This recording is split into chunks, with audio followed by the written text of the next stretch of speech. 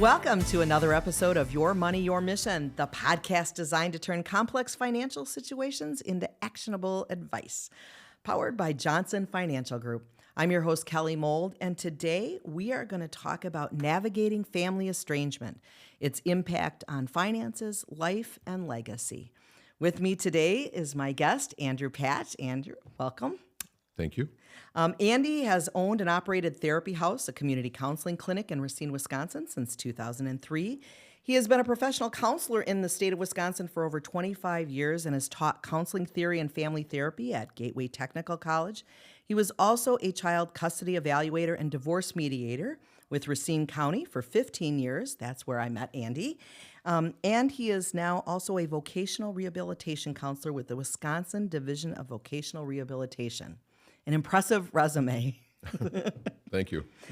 So I met you while I was a guardian ad litem and I was still practicing law. And through that experience, I saw the compassion, wisdom, and clarity that you could bring to some incredibly painful family situations.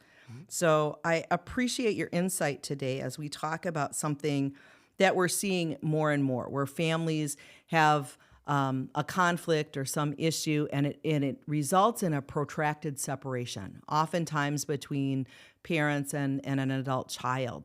So first, can you share with me, are you seeing this more frequently, and can you kind of tell me some of the reasons why this happens as we talk about family estrangement?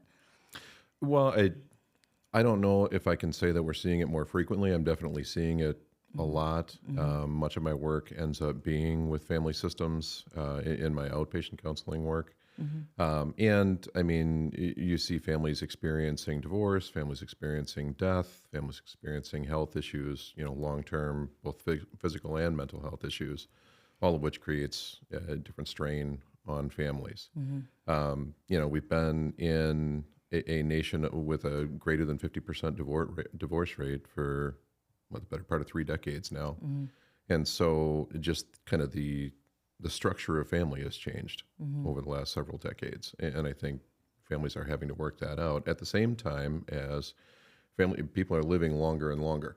And so you've got folks who are living, well into their 80s, even 90s, and having to address issues and younger people having to address issues that maybe they didn't have to face 20, 30, 40 years ago. Mm-hmm. That's an interesting dynamic. You have multi-generations, oftentimes having to deal with each other, care for each other, resolve problems for each other with very different frames of references and belief systems. So I imagine that creates an interesting Thanksgiving dinner at the very least. Absolutely, yes. So you talked about divorce. Is that at the root of some of the estrangement that we see? Is that one of the common causes that you see where either the divorce wasn't handled well or parents had some, push and pull with the children and it goes into adulthood? Or what are you seeing there? Well, sure. It can be, I don't know if it's necessarily the root cause, but it's absolutely, an escalator, okay? In that, much of the outcome of divorce is conflict over money, conflict over child care and custody, things like that. And when you've got a multi-generational system where you've got grandparents whose real interest is just being able to continue to have a relationship with the grandchildren, and a child, meaning the parent of those grandchildren, who is at realistically one of the lowest spots in their lives. They're coping with this recent divorce, or sometimes not so recent divorce, and kind of navigating their own conflict with the other parent, and maybe don't see things in exactly the same way that the grandparents do, and that can cause strife. You've also got the financial component of it, where, someone used to living in a particular style of life isn't able to do so anymore, and it puts a strain on the family.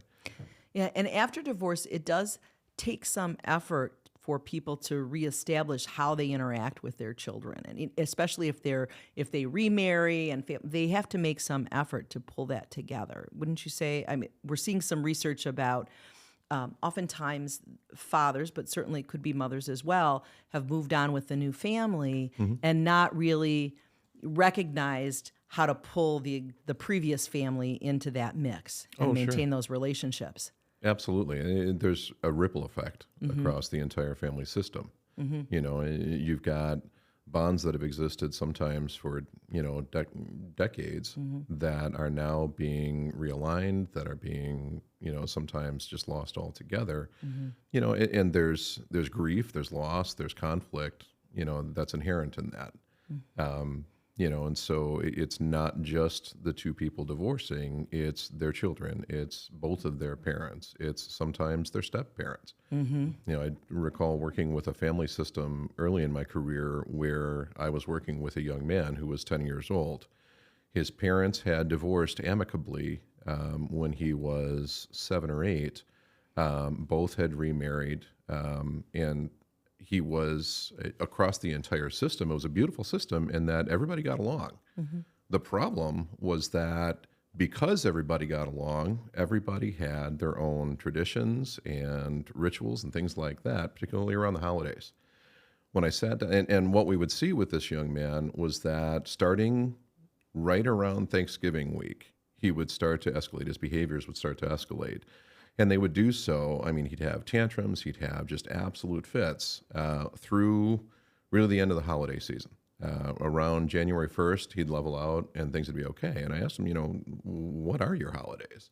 Starting on December 23rd, he would go to one grandparent's home, like his step-grandmother's home in Oconomowoc. And then they'd have dinner up there, celebrate Christmas up there. The next morning, so the 24th, they'd go to his step-grandfather's home on the north side of Chicago, and they'd have brunch. Then they'd go to Mass in Racine on Christmas Eve in the afternoon, like 1 or 2 o'clock, and do another family thing. And from there, it was another family event, and then another family event. And realistically, all this kid wanted to do was sit in his pajamas and play with his toys. And the difficulty was there was no conflict. None of it was bad other than... They were stressing the child out, unbeknownst to them, potentially. Yeah.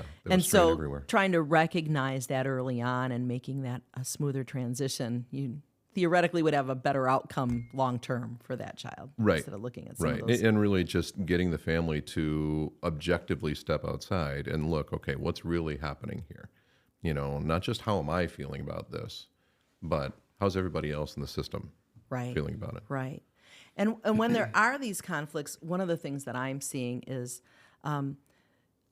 things happen in families. You and I know that. We've seen this estrangement. We've seen adult children. And for things that had happened in the past, whether it be, almost doesn't matter, something has caused this rift in the family dynamic. And now there's a situation where the parent is having to deal with that estrangement, and there's a lot of shame associated with that. I find that sometimes it's difficult for a parent, especially, to even admit that estrangement is happening. And then that makes it difficult for us to really advise them and talk about what is likely an extremely painful realization for them, right? So do you see that frequently, that folks have this kind of shame associated? Because we all think, you may not remember this, but my 3 children that I was guardian for had been having a difficult time. Their behaviors were all not optimal in that moment. And I remember being in the courthouse and kind of sharing with you, oh my gosh, I'm just doing a terrible job. All 3 of them were just being disasters in that moment. And I remember you a little sarcastically looking at me and going, well, it's probably all your fault. And that really kind of shook me out of going, you're right. I was kind of internalizing that these were young adults, late teens, and they were going through somewhat normal but, not optimal behaviors. But I was making it very much about me and my parenting. And I can see how the shame and guilt kind of gets associated with that. What do you tell parents who are kind of trying to come to grips with the behaviors of their children and potentially that estrangement when they're feeling that shame? Well, first, we really try to tease out that shame and guilt because there are very few more destructive emotions that you can have. Because then it just becomes this, 500-pound gorilla in the middle of the room that nobody's willing to acknowledge, but everybody's afraid of. Everybody's afraid of acknowledging. And so teasing out those feelings and exposing them to the light of day is certainly helpful, as it was, in your case. It shocked me into it. Sure. But it was good. And then really from there, it just getting people to kind of examine again how everyone feels from their own perspective. Because part of what happens with, intense emotion is we get so lost in our own heads, and we have a really hard time kind of seeing through any other lens. And the reality is we've all got our own lenses, whether due to personality, whether due to our, kind of where we are developmentally.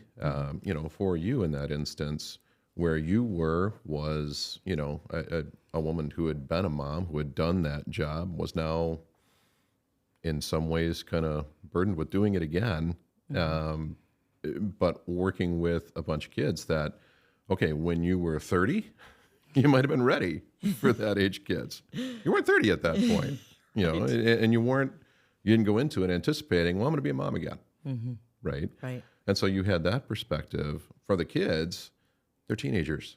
Right. They've got all the emotions, all the hormones, all the fun of, that stage of life superimposed over whatever family dynamics were existent then, Right. that brought them to your care in the first place. Right.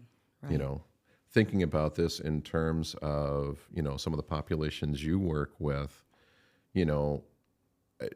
our tendency when things happen like this is we want to make big dramatic gestures. We want to, we want to fix it. A tremendous passion to fix it and fix it quickly. Sure. And that's kind of our culture, right? And we're a very immediate culture. Everything has to happen right now. Right. And even our news cycle is, Right.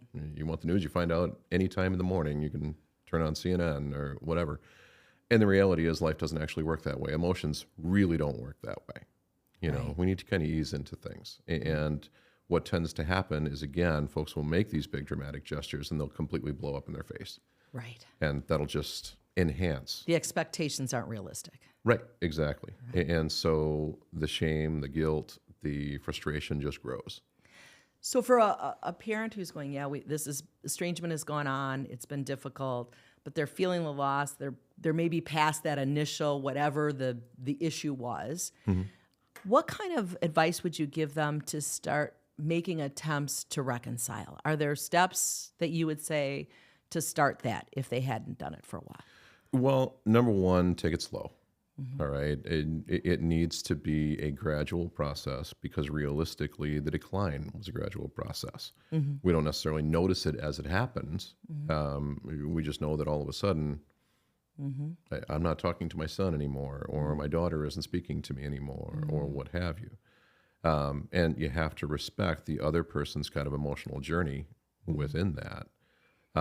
And so avoid making big, dramatic, sweeping gestures and focus on just reconnecting where you can connect, treating them where they are, not where you want them to be. Kind of reaching out and saying, hey, could we have a cup of coffee? Or, and if they're not ready to do that, okay, accept that, but continue to reach out.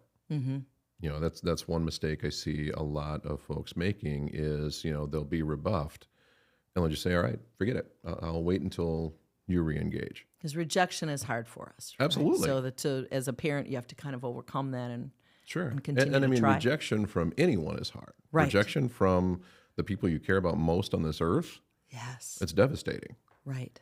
Right. And so what I encourage folks to do is all right, just accept that, and right now might not be the time, but keep checking in, whether it's once a month, once every couple of months, whatever seems to be appropriate, and accept that they may not be ready at that point, but you're at least putting the idea out there. You're always leaving the door open. Absolutely. Absolutely. There are some circumstances, and I've seen this, though, with parents where they've tried this for a very long time, and the reunification is not happening. It's not moving forward. Right. And the parents have a great deal of pain from that. Sometimes it's because they aren't connected with the grandchildren. Sometimes it's just, it's like you've lost a child, right? Absolutely. It's really painful. What advice would you have for them to move forward? Well, at some point, kind of as you said, when it becomes clear that reconciliation just isn't going to take place, you have to acknowledge that. You have to accept that reality that, okay, I don't like this outcome. I don't want this outcome, but I have to accept this outcome. And, work on attending to your own grief and understand that grief doesn't just mean someone died. Our tendency is to interpret it that way, right? And we're told that, all right, there are these specific stages you have to go through when you grieve. And frankly, that's a load of bunk. Everybody experiences grief differently. And part of, losing a relationship, that absolutely is grief. And sometimes a grief more difficult to navigate than the death of someone. Death is final. Death, Right. you don't negotiate with it. Right. It's not like someone else is enjoying time with that person when they pass away. Exactly. Whereas Absolutely. when there's an You're estrangement. not seeing their posts on Facebook. Right. And Right. seeing them engaged with family or engaged with friends and knowing that you're not a part of that. There's a different level of pain with that type of. Right. Absolutely. And so counseling, I know that there's more and more, there's been some recent publications, When Parents Hurt. I think that's a book that's come out recently that kind of addresses, that by Joshua Coleman. I don't know if you've seen that, but talks about some of these things too, but really trying to help navigate that so that you can move forward with your life. Because being in that pain long term, it really isn't what any of us should do, right? Right. Well, I'm not one who likes to beat people over the head and say you must go to counseling. Okay, I don't find that valuable. However, when you're talking about this level of grief and this complexity of grief, I think it can be particularly valuable to work with someone outside of the system who doesn't have their own agenda, who doesn't have their own history, in these relationships, because that's part of what you're dealing with as well. You're talking about family systems, all right, where whether close or not close, everyone has some kind of vested interest. Everyone has some, bond with this person. It can be helpful to deal with a person who is, has an expert level awareness of, human relationships, but who isn't part of the system. Right. Well, and it gives them this non-emotional perspective. And when they're making decisions about their financial planning, their estate planning, I mean, writing your children out of the will is very painful. It's a difficult thing to do, to make that decision emotionally. And certainly I've had clients that were changing the will frequently. Sure. But there's others who it takes a long time to get to that, and they really want to do the right thing, oftentimes thinking of grandchildren, thinking that the future may change, and working with someone who can help them really have some clarity around those feelings, and professionals who have some different options than maybe anything as drastic, I think is helpful at times for folks.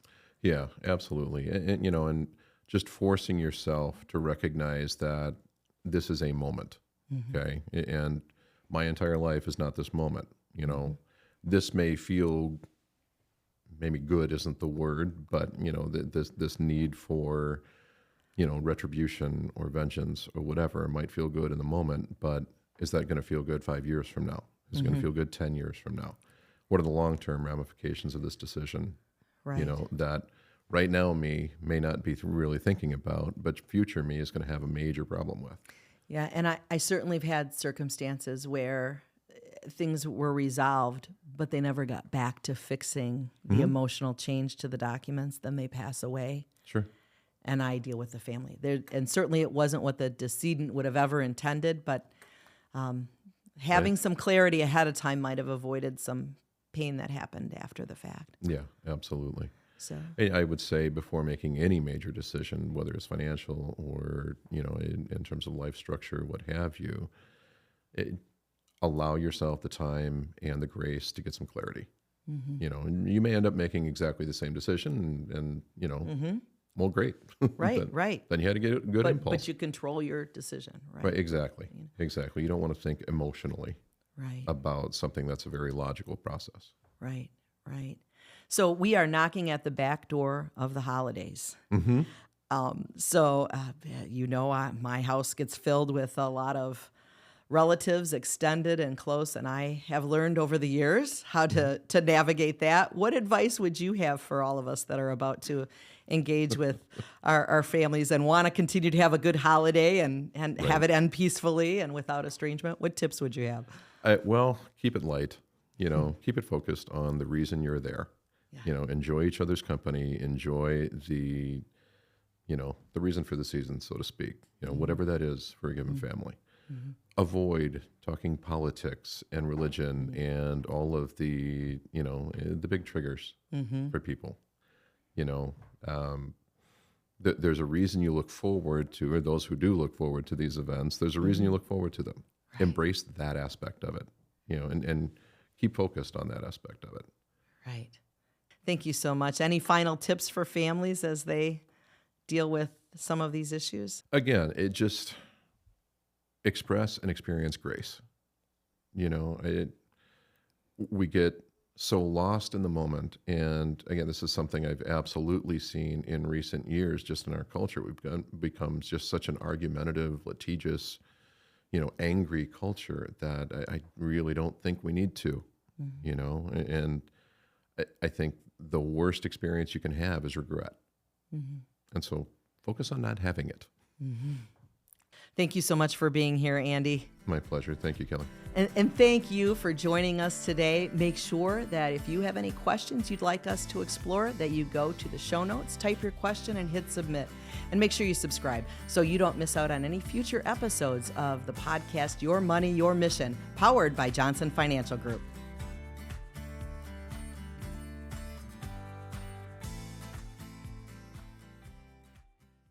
This podcast is not a recommendation to buy or sell any investment or financial product. Whether a particular investment or financial solution is right for you depends on the facts of your particular situation.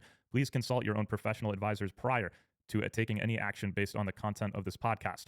Wealth management services are provided through Johnson Bank and Johnson Wealth Inc., Johnson Financial Group companies. Additional information about Johnson Wealth Inc., a registered investment advisor, and its investment advisor representatives is available at adviserinfo.sec.gov. Not FDIC insured, are not deposits, may lose value.